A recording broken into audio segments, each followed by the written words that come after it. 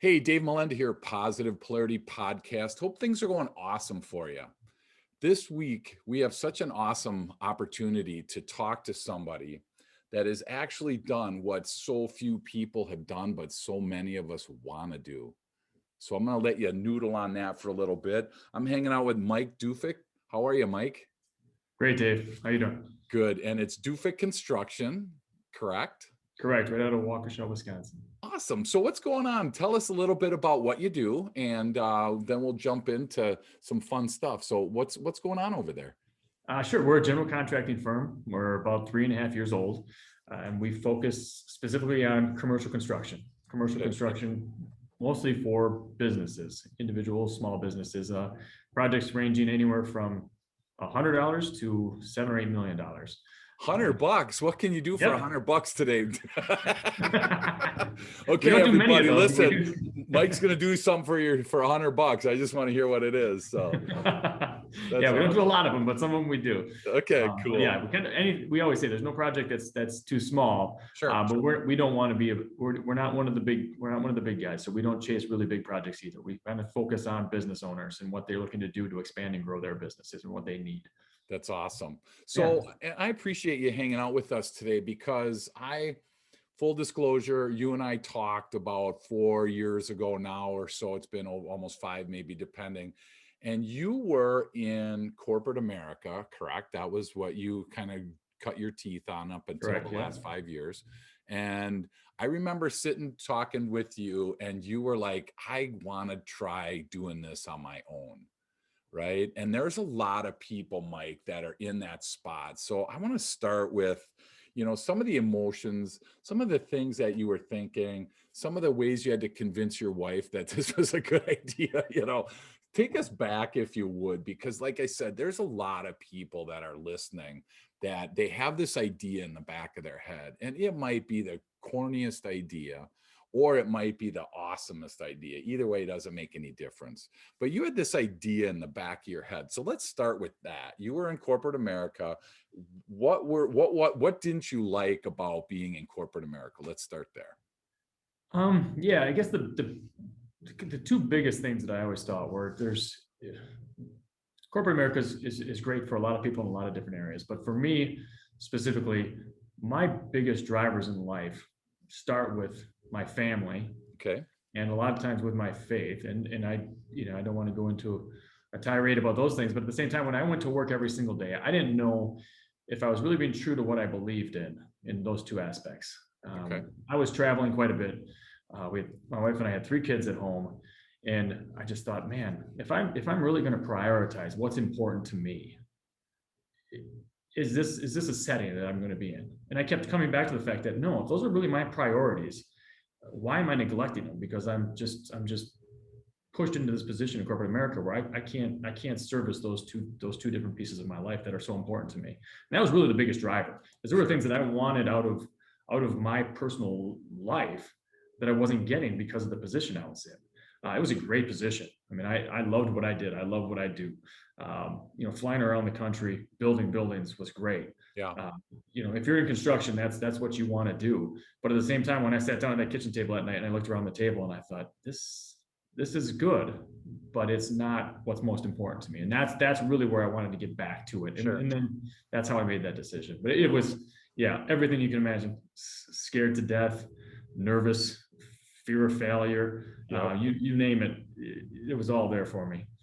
So that's really some good wisdom. And so if you're listening and you're in that spot, I mean, what a solid thought. If your priorities don't line up, with actually what your life is producing, I'm going to say, that's like the first, like, I don't want to say danger sign, but that's really kind of the first red light that, the warning sign that shows up in my life and in my mind is when I'm doing something and my priority doesn't line up with that. It's like, okay, really, if it's short term, okay, maybe. But if it becomes like in this case, where I'm assuming you were gone, if you were flying a lot, Mike, you were gone more than you really wanted to be, correct? Yeah. So it was one thing, it's one thing to be busy at work. It's another thing to not be home. And I wasn't home as often as I wanted to be. Wasn't spending nearly as much time with family as I wanted to be. And then there are also certain situations in my professional life that I was asked to do things that I wouldn't normally do in life. And that was the other piece that really drove me, is it's not that anything I was doing was unethical or wrong, but it isn't how I would handle it. Is how I guess I would put it in my personal life. Yep. Wow. And that's, and that's so important to, again, be that self-aware. So many times we're not self-aware. We just kind of go through life on autopilot. And I think that's what I thought was so cool when I was sitting with you that first time and we were talking, about this opportunity of starting your own business. It just seemed like you were ready. And a lot of it was because you had that self-awareness. You'd already done that homework, so to speak, along the way. So when you sat down and looked at, I don't know, did you write a list of pros and cons, or what did you do when you realized that those priorities weren't lining up? What was like the next step for you? Yeah, and for me, and probably like even a lot of our clients are first time business owners or people that are expanding their business. And it's a nerve wracking step. So I think a lot of times it's something that sits in the back of your mind for a while. Yeah, I had thought about starting my own business probably for 5 or 6 years. But what actually pushes you over that edge is what really drives it. And yeah, so I really thought, long and hard about, what is good for me, what is good for my family, what is it going to take. And that's where the nerves come in, and that's where the scary part comes in, because you don't know what it's going to take until you're in it. You don't know. yeah, So that was the hardest part. I did create lists of pros and cons. I did try to create spreadsheets and everything I possibly could to say, well, if we had this much work, or if we did this much work, what would that look like? sure, And, yeah, and when you have a good job in corporate America, yep, to leave that umbrella of safety and security is a nerve-wracking thing. And you kind sure, of think back, like, well, how much for us in construction, how much revenue would we have to create in sure, order to get me back to the lifestyle that I'm currently at? right, yep, And then quite honestly, it was kind of like, well, is that the lifestyle I want or need right now? Or right, is that just because that's what I have been programmed to want and sure, need? yep. And I think and we talk about two buckets on this show a lot. There's these people that, like in your case, where it took you a while, you knew for 5 or 6 years, like you said, that it was something that you wanted to do. And whether you were mentally preparing yourself, whether it was financially preparing, whatever, there was this length of time that you were getting ready, to do this. And then there's people that are just like, you know what, it's Friday afternoon, I'm done. And then Monday they start a new company, right? There's both, and neither one are right or wrong. And so I always want to encourage people that are listening that wherever you are in that journey, it really doesn't matter. There's no like, you have to do it this way to start a business. I mean, Mike went about it in a way where he had 3 kids that he had to focus on. He had a wife, he had this passion to build things. So, you kind of mix this all together, and it takes a while to be able to come to the point where you're comfortable doing that. I commend you for doing it. And I'm glad that you're sharing this with us. I'm assuming that you're glad you did it, correct? Correct. Yeah. Thank you. And for those of you who don't know, Dave was, I think you were the first person I sat down with, or one of the first people I sat down with when I started this whole thing. And you gave me some great insight and great perspective. And quite honestly, I refer back to Dave's book, and other than Dave has told me quite a bit throughout my career. But I look back at it now and I say, professionally, starting my own company was the greatest decision I ever made in my life. And Awesome. I've had great jobs and I've had great bosses. But this is by far the most rewarding, the most challenging, the most humbling experience I've had in my 20 plus years of doing construction. So yeah, Yeah. absolutely 100%. I sit around and I look at an office. I never thought 3.5 years ago when we started this thing that we'd be sitting in a brand new office that we just built and would be sitting here talking about doing millions of dollars in construction work. And here we are. It's amazing. Yeah, And it's you really started cool. you started working, and you started out of your house, if I remember, didn't you? Oh yeah, started in my basement. So when I started this, I worked in my basement.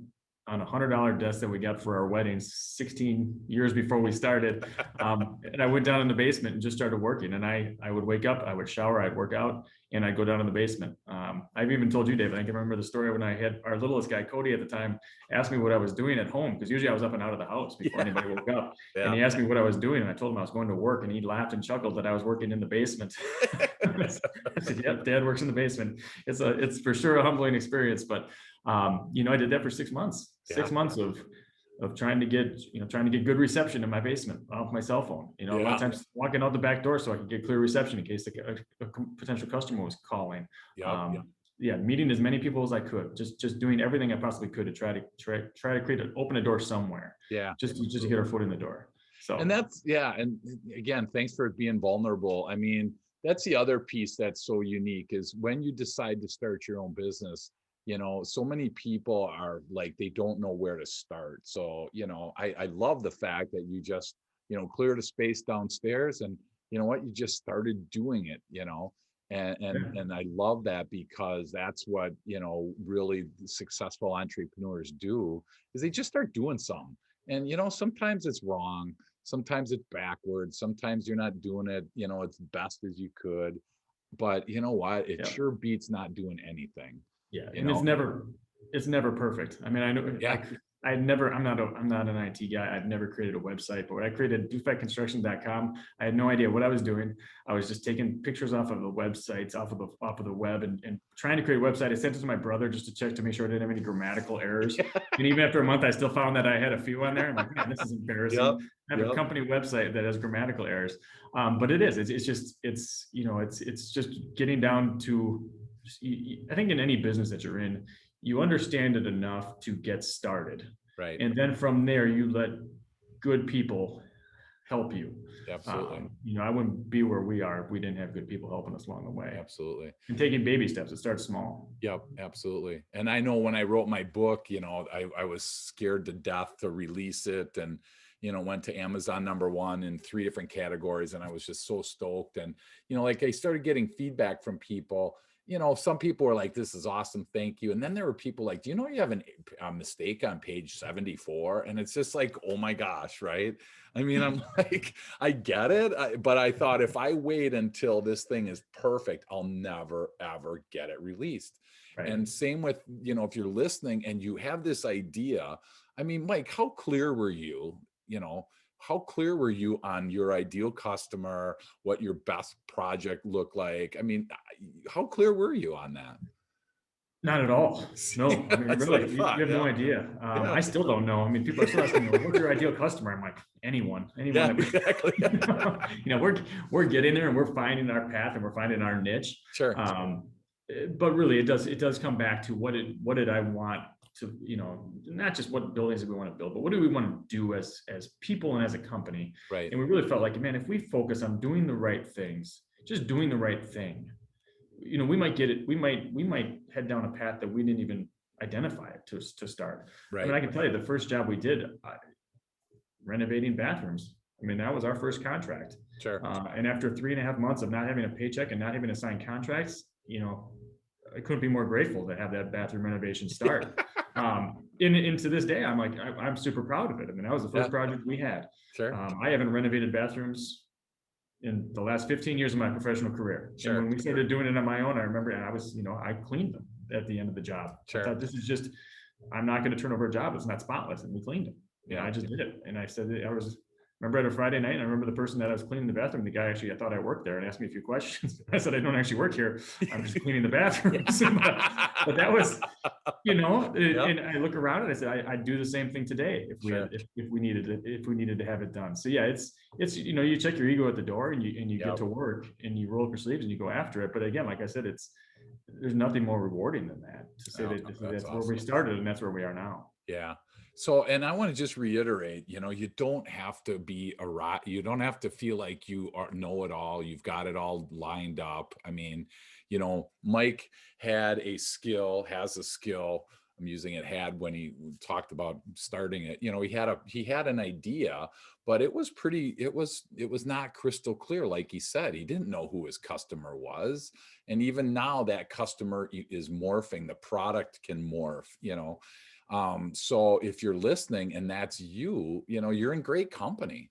And that's what I think is so unique about starting a business is, when you start something to where it finishes, there are plenty of people that say, you got to have a plan, you got to have this, you better have website, you better have, and I get that. And I'm not disagreeing with it. I just don't want those reasons to be the reasons that you don't start something.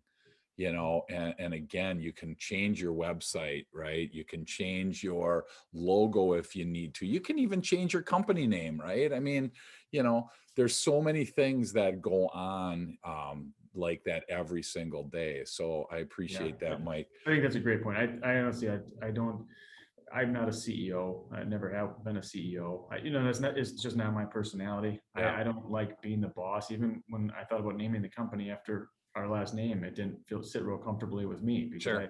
I'm not a guy that tries to chase glory. At least I don't like to think I am. And I honestly sat back when we first started and I didn't know who our ideal customer was. I didn't know whether we'd be doing retail or office or what we would be doing.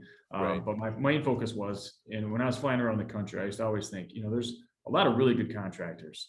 And I said, the ones that I think are good in my mind they've all had three things. They're all based on honesty, humility, and hard work. And I kept, those things that we preach at home to our kids are the same things we preach at work. If you're Sure. honest and you're humble and you're hardworking in this industry, you can make it. Different industries might be a little bit different, but for us, those are our three. I didn't even call them values at first because I said, I don't want to set values for a company that has one person. Those are my values, but I don't want to tell everybody else what their values should be. Sure. But that's kind of how we aligned it. And those three things kind of drive us towards our customers. And I think our customers come to us because of those three things. And that's really what it was. It was more of an idea of ideals than it was an idea for a business. Yeah. Yeah. And I think there's so much there. I mean, it's hard as an entrepreneur, business owner to be humble. Let's just be real, right? I mean, some people have that humility. It comes easier than others. Naturally, I think that doesn't come, easy for a lot of people. So, and you have to have a fit with your customer as well, because, I think that's what I'm learning as I grow in my business and grow and just watching that, what you do is not as important as how you do it. Exactly. And I think, not anybody, but there are plenty of companies out there, Mike, that can build a building, right? I mean, yeah, 100% right.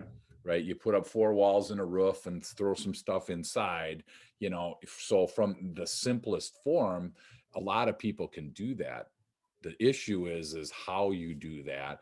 The issue is how important the customer feels, what the team, dynamics are. So I'm going to fast forward for you real quick, because now that, let's just say now here's Mike working out of his basement, he's got his company started. What was the next step? I mean, how did you know when you needed to hire somebody? Because I'm sure there's a lot of people listening now that are in that spot of, do I hire somebody? Don't I? I can just work more. I can work 60, 70, 80 hours a week instead of hiring somebody. What did that look like for you when you realized you needed to actually, invest in another person? Yeah, so it's a great question because every time I hire somebody, it's a difficult decision. I mean, we're still a small firm, so even bringing somebody on now is kind of it's overhead that we need to be able to cover. Right. So it's always a stressful thing. But the very first customer, I remember thinking I was trying to run jobs by myself, manage jobs in the field, as well as send out bids. I would write out checks to subcontractors every Saturday morning at my kitchen table out of a checkbook, by hand, and mail them out. But I remember thinking we picked up a job in Milwaukee that had to be done at nights because it was in a tall office tower. Okay. So I was running jobs during the day, running jobs at night, and then trying to get out bids and I just knew I wasn't doing my job as well as I could have. If I had less on my plate, I'd do a much better job. Sure. If I had less on my plate, I'd manage jobs better. If I had less on my plate, my estimates would look better. So that's when I really realized, like, I'm not doing one of these 5 jobs really, really well. So why don't I find somebody that can handle 2 of these jobs for me that can do it better than I can? And it was an eye opener because the first person I hired, again, when you go 6 months without a paycheck and without having money come in, And all of a sudden you start talking about bringing on somebody that you're going to be paying when you Yeah. haven't hardly paid yourself. Yep. That's nerve wracking. But with the first person we brought on, and I gave him some work and had him manage jobs in the field. And all of a sudden I was like, man, I have free time. I have free Yeah. time to go chase more work. I have free Sure. time to do other things. Yep. And then again, I just talked to a lot of different individuals in our industry and even other industries. When I really hit a stalemate, like I feel like I'm at a roadblock, and they would tell me, boy, when I hired this, whatever the position it was, it Sure. freed up so much of my time and it helped me grow the business. And it really does. I mean, it helps you grow your business. I'm not an accountant. I'm a construction guy. When we hired an office manager that knew QuickBooks and could do accounts payables and receivables and cut checks, it took all this time off my desk, and that freed me up to go do more. Sure. So yeah, I mean, hiring the right people at the right times is huge. And I mean, now being 3.5 years into it, if we look to hire, we don't hire to fill a position. We hire because we know that something's going to come for them, and Sure. we'll have work for them to do. It's just a matter of finding the right people. Sure. Wow. So there's a ton there. So I wrote a couple things down. So, think of the circumstances that you said, Mike, a job came across your path that required you to do something at night, and so I wrote the word circumstances down because, again, if you're, listening, I'm going to encourage you to watch your circumstances, look around and see what's going on, because if Mike wasn't self-aware, it would have been super easy for him to go, oh, I can make some extra money, I can work all night, and then I can work all day, and then I can sleep, and then but all of a sudden the priorities are out of whack. So this was a perfect opportunity to be able to take advantage of that. So that's awesome. I think about what you also said is, now that you had somebody to do that, it allowed you to go and sell something. And I think that it's really important for business owners, entrepreneurs that are listening, to be very guarded of your pay time. I call it pay time, time where you're selling, time where you're in front of customers, time where you're actually growing your business. And if you don't have that on your calendar every week, your business doesn't just grow by mistake. And that's why I wrote growing on purpose, because so many people think that it just grows. You don't even need to water it. It's like, it's like a cactus. I can, leave it in sand and maybe throw some water at it once a month and it'll be fine, and businesses don't run that way for the most part. Some maybe do, but the vast majority of businesses need somebody out there selling, being the front person. So is that what you tend to do now, Mike? Is that kind of selling? Yeah. Front piece? I never thought it would be, but that is my main role right now. Okay. And the other piece about hiring, and this is if you're a new business owner or if you're thinking about hiring somebody, the other big piece and the biggest challenge I had was letting go and trusting somebody. Okay. My goal was, I'm going to start a company and I'm going to put my name on this thing. Yep. And there's really no plan B. So if I'm going to trust somebody to be out there, Yep. running a job for us and dealing with that owner, I need to trust that they're going to do as good a job or better a job than I would do, because and that took a lot of work to get to be able to trust people to do that job. And once I was able to let go of some of that and really trust people and empower them, I really felt like, man, quite honestly, I look around now and I'm like, these people are, the guys and gals that we have here now are doing a better job in their positions than I would do if I was in that position. Sure. And that's really what I needed. And that's what's great. But yeah, I basically do business development now. I mean, I still do a lot of estimating, but even that I can see, for us, it's cyclical. If I get really busy in business development, then we get a wave of estimates we have to pump out. And then when I do a bunch of estimating, I step away from all my business development. Yep. So I'm trying to flatten that curve too, where it's, so one of the positions we're looking for is an estimator, because I said that's where I'm spending a lot of my time right now, and it's probably not the most critical for our business. So wow. And so if you're listening there, that could be the nugget that you've been waiting for. And I mean, flattening the curve. I run into people, Mike, all the time that do that exact thing, right? They have X number of hours in a day, and when they spend it working in the business, so to speak, the business all of a sudden struggles.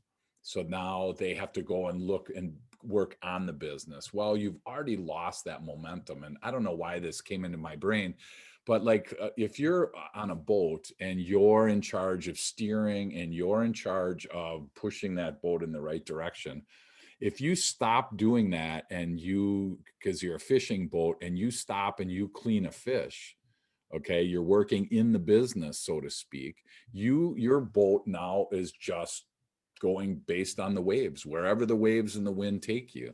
And so many companies do that. So that's got to be hard for you, because you see that you're good at estimating. It's one of the things that brought you where you're at. If you have the choice of estimating a project or going to a networking event, let's say, is that hard for you to decide which one is better to do?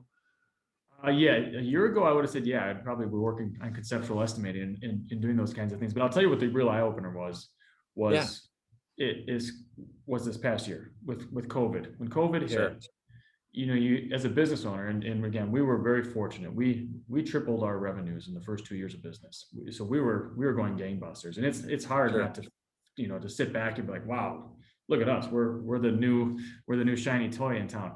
Yep. We were pretty proud of ourselves, and then when something like COVID hit, it brings you back down to earth and it humbles you, and you say, boy, this is almost refreshing to the fact that I'm going to get back to grinding like I did when I started those first 6 months when we couldn't get a contract in place. Yep.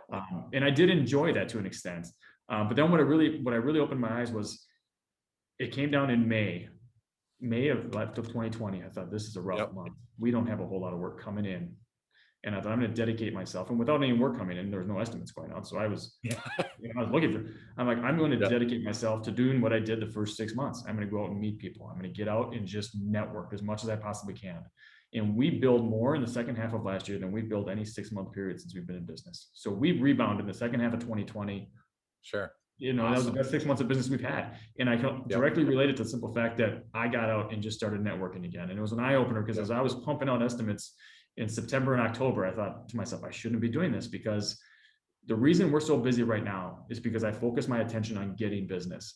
And to me right now, I can even tell I diverted a lot of the estimating for the simple fact that I know if I start doing all our estimating, we're not going to have that pipeline of potential projects that we would have if I was out in the market doing my actual job of business development and networking. There you go. So, yeah, it was extremely eye-opening when we started seeing how many estimates we did month to month, and how after 2 or 3 months of just getting out and networking, how that number skyrocketed and got us right back into where we needed to be from a production standpoint. Yeah. Wow. And that's so easy for us as business owners to, I know I have clients that, they want to do everything. They just, and I think part of it, and you touched on it before, and I want to jump into that a little bit. You talked about trust. And I know that there are people that struggle to trust other people. It would be real easy for you, Mike, to say, you know what, I'm the best estimator in this company, so therefore I'm going to do that. No disrespect to anybody in the company. It's just a entrepreneur's brain to say, I'm the best at this. And probably you are, because number one, you have the biggest vested interest. Your name's on there. I mean, there is no plan B, So, it kind of all of a sudden culminates into a spot where you have to do this, right? And that's your mind. And then you jump in and then you go, oh my gosh, now we have no sales. So it's a definite delicate balance for people. And as a business coach, that's what I help people from an outside perspective, and just kind of ask that question. And, the question usually is, how many hours of sales time did you have this week? And when the answer is like, well, oh man, I mean, I could tell like right away. I mean, I've been doing this long enough that I've been around sales my whole life. So I can tell right away when there's success and when there's not. So being self-aware like you are, Mike, I'm assuming you, like you just said, you're able now to almost see it ahead of time, where you can see maybe a rash of bids coming in. Is it still kind of hard for you to strap yourself into the networking side and not do the estimating? You still struggle with that, or have you been able to master that? I haven't mastered it by any means, but I'm getting better at it. I think the big thing Good. is for business owners out there. I think the one thing that's really helped too to be successful, to help us get to where we are, is to listen. You know, I'll listen to Dave, or I'll listen to other business owners, and you have to be able to implement that stuff. So when people tell me, you know, we were stagnant until we did this, you know, I constantly try to think about, well, how does that affect my business, and how would I make that change to help me grow my business? And it is huge. So in knowing that, you know, I'll have a lot of people tell me, like, you know, our subcontractors or whoever will be like, you know, why are you still doing estimating? You should. And when they tell me that, I think, boy, if they identify this as an issue, I should be identifying this as an issue. So I've taken it to heart over the last 6 to 8 months and said, no, I need to get out and do more. And it's again, maybe I just not that a business development or sales position is you know, that's a great position, but for me, I'm not typically a sales type person. I'm not I think I'm extroverted, but I'm not necessarily a salesperson, and I'm not really big on telling people how great we are. I think we are a great company, but I don't like going after and trying to sell things a lot of times. So for me, that's probably my biggest challenge is it's something that I've never done business development. I was always, you know, the construction work groups that I worked for previously, they had business development teams, but I was never part of those teams. I was in construction. So I do find myself outside of my normal day-to-day training doing that quite a bit. And that's due. I have to understand too that that's not something that I've been trained in. That's something that I've done. So I need help with that too. And how do I get better at it? I mean, those are things where I constantly. I've never been trained on how to close a deal. Is what I'm doing the right way? Or is it the wrong way? Or can I improve on it? So those are the pieces too, where I look to others to help me out with it and say, your conversion rates are good, but they could be better. This is how I would approach those situations. But no, I feel like I'm getting better at it. I have work to do, but I'm getting better at the business development side. That's cool. And you know, it's a hard piece. I mean, selling is hard, business development is hard because, you know, you have to trust people. You're trying to get people to trust you. I mean, there's a ton of things going on around there. But I think, you know, using the word listen, just that word right there, I think that's one thing, Mike, that, you know, in the years and years of experience that I've had of business development and selling, when I do my sales training and when I work my sales teams, I tell them that number one word right there is listen. Because 9 times out of 10, a prospect, somebody else, whoever you're communicating with, they're going to tell you so much if you listen. You know, we're always trying to, you know, understand these people, and which is awesome. I'm not that smart. So I say, hey, just listen. You know, write down whatever you can, listen. I mean, you know, they're going to tell you, you know, so excuse me. So I appreciate that you're, you know, that word, you will do, you know, such a vast, you'll do so much better if you listen. And I have to say, there's a difference, you know, between listening and hearing. Because hearing is a biological function. When we do our listening skills training, I go in depth to talk about, you know, hearing is a biological function. It just happens whether you want it to happen or not. While as listening requires thought, it requires you to actually do something, clear your mind of anything that's trying to jump in. You know, I mean, 9 out of 10 people daydream and meetings. So, you know, if you have 10 people in your group and you're in a group meeting, 9 of them have daydreamed since the beginning of that meeting, right? I mean, since the beginning of this podcast, probably everybody has had a thought that's took them off course. Well, when you are in front of a prospect and a thought takes you off course, it can really derail that. So that's a great chunk there. Yeah. And I think I think the other piece of that is that listening is sometimes it's not just listening and responding within that interview, but if it's after the fact, I always try to replay back. What did I hear them say? You know, like we had a client we just met with last week, and I thought about it, and I heard them say it. You know, their big thing is, we've never done this before. They've never built a new building before. And as I got back to my office, you can hear that they've never built a new building before. What really was telling me is that they're scared. They want to trust somebody.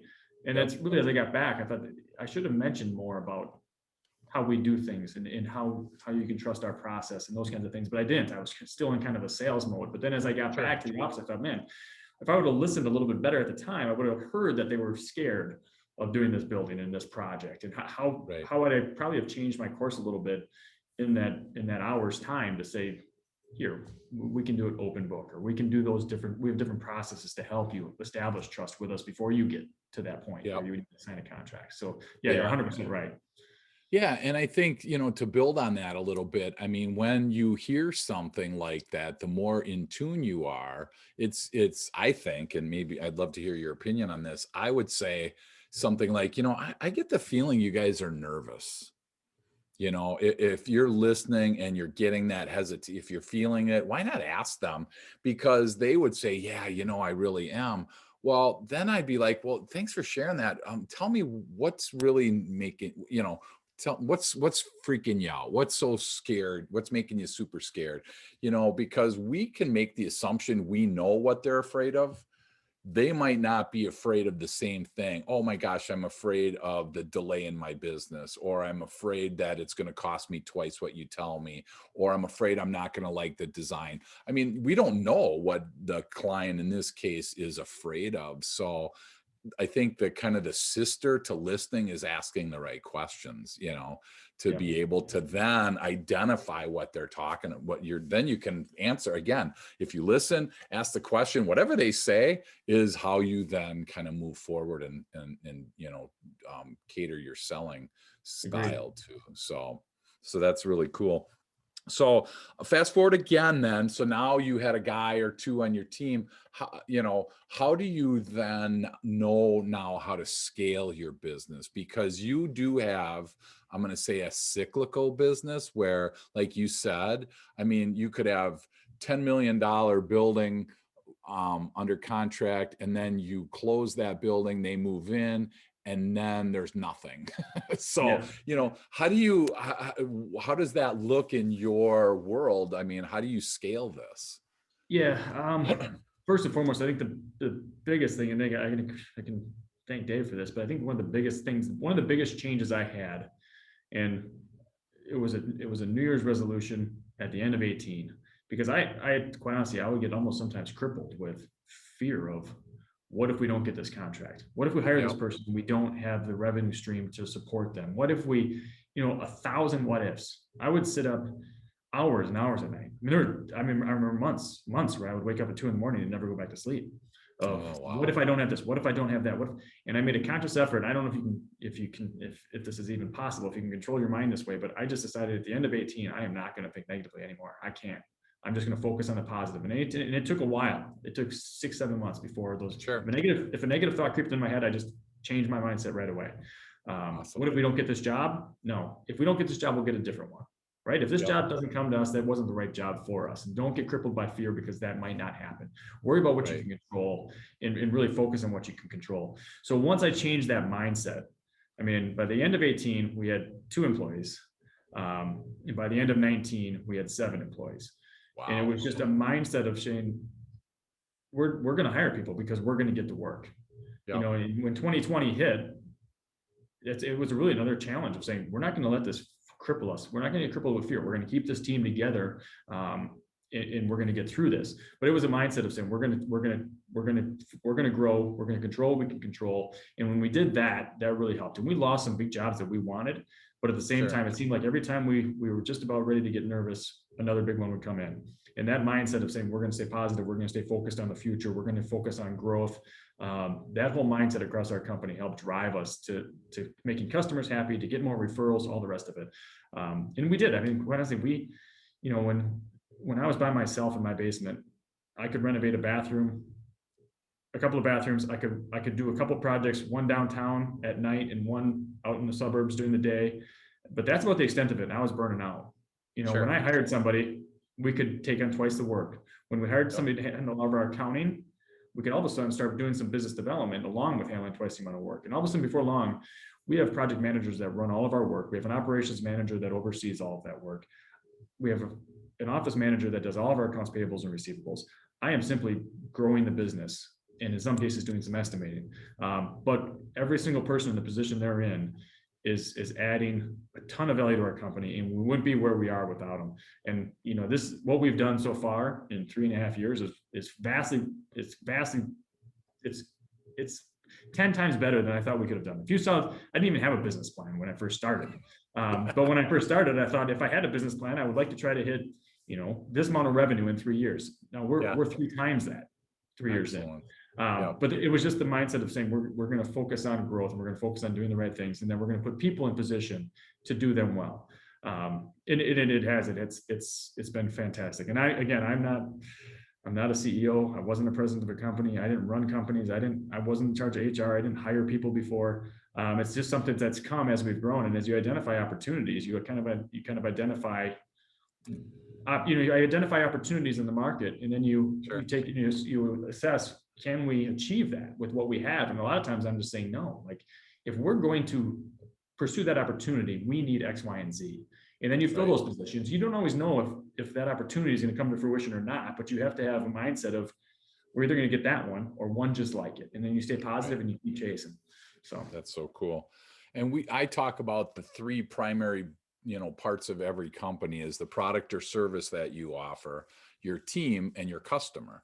I mean, those are kind of the 3 cogs in most, companies in one way, shape, or form.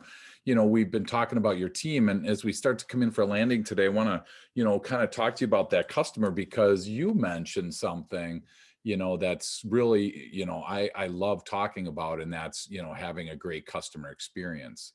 And it's one thing for Mike to say, oh my gosh, we're awesome, right? I mean, that's one thing. But, for me, I sat into an event, and I listened to one of his clients talking about something completely different, but his name came up, and she just kept saying, such awesome things about, the process that Mike has, and how smooth the whole, build went. So it's one thing to have that, false thought in your mind that we're the best. It's a different thing when somebody comes along and your clients say that. So, that's what I think is so unique, is let other people sing your praise. Because, again, it'd be one thing for me to say, I can do this. I was, honored to be able to help Mike in a couple small ways in his career. And he's like saying that it helped. And I'm like, this is really cool. I mean, it's a win-win for everybody. And so I think as you're listening today, make sure that your customers are singing your praise, because if they're not, number one, you're probably missing an opportunity. But number 2, maybe you're not doing something right. I mean, if Mike would have had a build experience with his client that would have lasted a year longer, the part of the building fell down, the worst cases that everyone thinks about, if those would have happened, we wouldn't be talking. And he sure wouldn't have all these people singing his praises. So, I appreciate that customer service, customer experience comes up, for you, because you do a great job of providing that customer experience for somebody. Did that just come natural for you, or what do you attribute that to for yourself? I think for any small business owner out there, and I think if you're thinking about starting a business, or if you're a small business owner, you have a passion for what you do. And I think that passion comes from, you might have a passion for what you're doing, and it might just be the day-to-day transactions that you have in your business. But for me, it's really the people. So this entire world is full of people. It's companies come and go, right? So we always focus on people. And for me, maybe it's a little more natural than for some people, but I genuinely care as much about the person and their business as I do about their building. When we started working on a dance studio for a couple that has kids and their dream was to build a dance studio. And they had a bad experience. They were way over budget, had a bunch of other things, and they came to us. And I said, as much as I want to build a dance studio, build $1 million dance studio, I really want to see this family succeed in their business. And to me, if you have that personal interaction and you have a connection with them, quite honestly, we have one rule in our company when it comes to running your job. You have to meet your customer at least once a week, face to face. You have to meet them. Now with COVID, that was difficult, but you could do it through Zoom. But you have to know something about that person. You have to try to get to know something personally about them, because you can go to a job meeting and tell them, this is what we're going to do this week, X, Y, Z. This is where our costs are tracking, and then you leave. But that doesn't do much for you. Like Dave said, anybody can build a building. We have some of the best contractors in the country in Wisconsin. Like, there's no way we're just going to go outperform somebody. Our difference is that I want to know that if your brother has COVID because of what's going on right now. I want to know that, and I want to be able to ask you about it. And if there's Sure. something we can do to help you, we want to help you there. And I think it's just a genuine concern for people is what we really bring to the table. There's, I love the fact, my favorite part of our business right now is we do a lot of work for small businesses. And I love checking back with that business and saying, how are you doing? And how are things going? And they're always like, we've opened a restaurant for a group, for a family that never opened a restaurant before. And they're absolutely killing it up in Port Washington. And to me, that's so exciting. Sure. The dance studio I mentioned, the big picture of the food processing facility behind me, those are projects we did for people, and we know their families, we know what they're about. That kind of a connection, if you can have that kind of a connection, and it's not because, it's not because we want to have 1,000 friends in this world. It's because we always feel like if you do good things for good people, it'll come back around. I'm a big, my parents used to always say, what goes around comes around. And I'm a firm believer in it, and we treat people the way we want to be treated, and we try to do things the right way. And I think in that respect, we do have great customers, and we have people that come back to us and people that refer us. I mean, people that we did work for when I first started this business 3 years ago, I just got a call from a gentleman yesterday. He said, so-and-so referred me. I was like, wow, we did that project for that so-and-so 2.5 years ago, and he's still referring us. But at the same time, if I went back to that person, I would say, when's the last time I talked to him? I talked to him 6 months ago. Even though I did this project 2 years ago, we still stay in touch, and we try to follow up with them, and we try to make sure that their business is going well, that their building is performing well, all those kinds of things. So it is just it's make a connection somehow with those clients. Yeah. And I think, Dave, you do a great job of that. And I think, if you make a connection personally with somebody, they'll remember you a year from now, when a lot of times when you just meet somebody, they won't even remember you 6 months from now.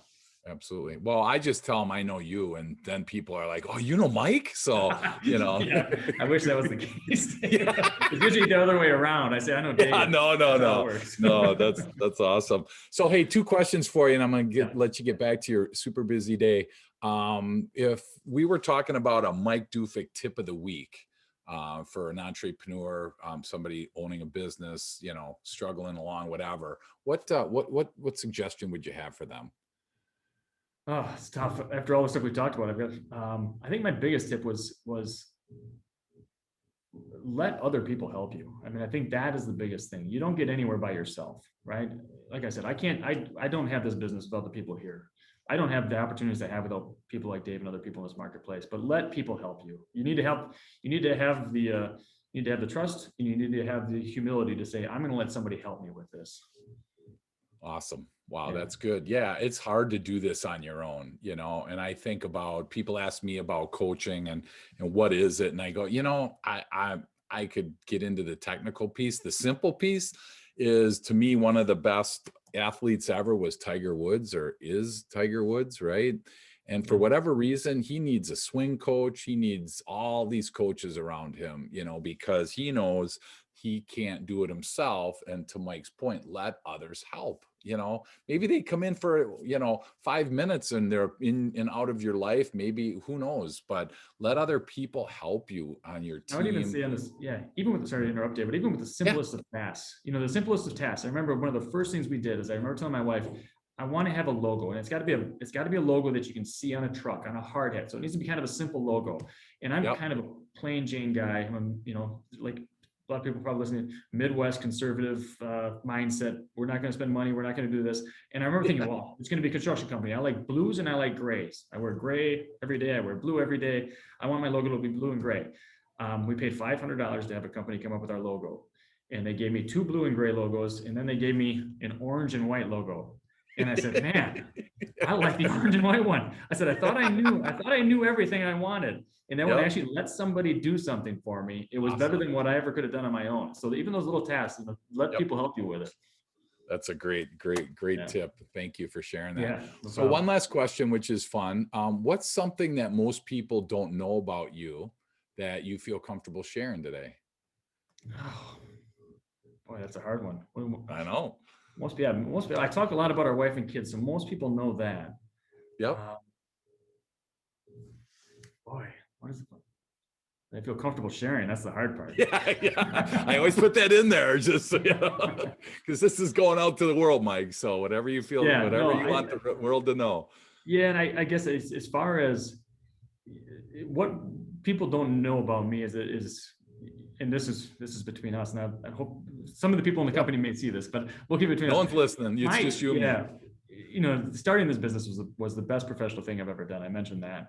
After that, the one thing about me, I don't, my wife and I live in the same house we've lived in for the last 18 years. We don't drive fancy cars. The one thing about me is I hope, and my hope for this company is that I want so much for the people that are here. It's amazing as a business owner to have people come and work for you. To me, that's wow, you actually are going to come help me better my business. Like, how humbling is that? So for me, I think if there's one thing that I don't do a good job of communicating, or don't tell many people, is that I want as much for those people in our company as I want for ourselves. In many ways, we've achieved a dream that I never thought I'd achieve. I'm sitting here at 41 and I own a construction company with my name on it. I never thought that would happen. Awesome. It's wild every day I wake up. But for the simple fact that, I apologize for that, but the simple fact that I can turn around and say, man, this is what I want. And Dave, we may have to reshoot that section of it just because. Don't worry, that's all good. Yeah, I think that and if one thing that people don't know about me, it's a hard one. I'm not really out there. So it's not a crazy mind. Yeah. No, it's all good. I just appreciate so much, Mike, you opening your story up to us, because again, there's so many people that listen that just don't know where to start. They want to do something, and hopefully something that you shared today with them, will inspire them, encourage them, to reach out to you, to talk to you, ask you some questions.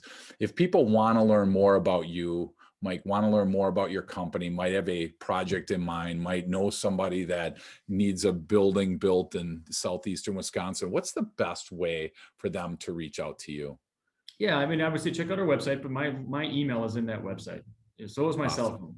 So that's there simply for people to get a hold of us and to get a hold of me specifically. And if anybody has a question, even if it's about business, not about construction, not about building a new building, feel free to give me a call. I am so grateful to the people that helped me get to where I'm at. I hope and pray that someday I can help people get to where they want to be, because that to me is really, really cool. And like I said, a lot of our small business owners that we do work for, that's the most rewarding part of our business, is that not that we built them a building, but that we helped them achieve a goal that they had professionally. And that to me, or personally, and that to me is really, really the coolest part, is being able to help people. That's awesome. What a great way to end this. So thank you so much, Mike, for hanging out with us. Thanks for, again, sharing the story. And again, we talk a lot about, the intersection of personal growth and business growth. So I think Mike did a great job of sharing that with us. And look forward to watching your, company continue to grow, and fulfillment continue to happen. And I love the fact that your priorities now are lined up with what you want in your personal life, with your family and your faith. That's just what better thing could happen for you than that. So thanks for hanging out with us. And again, feel free to reach out to Mike. And it says something when a guy puts his cell phone on the website. So I would encourage you to text him about 3 a.m. With your questions, because he's probably up anyway thinking about what's next. So just text him and see what he does. So thanks, Mike, for hanging out with us. Thank you, Dave. I appreciate all your help. And thanks again. It's a great opportunity. My first podcast. Absolutely. How about that? First podcast. You did fantastic, buddy. So hopefully you'll do more. Appreciate it. Have a good day. You too.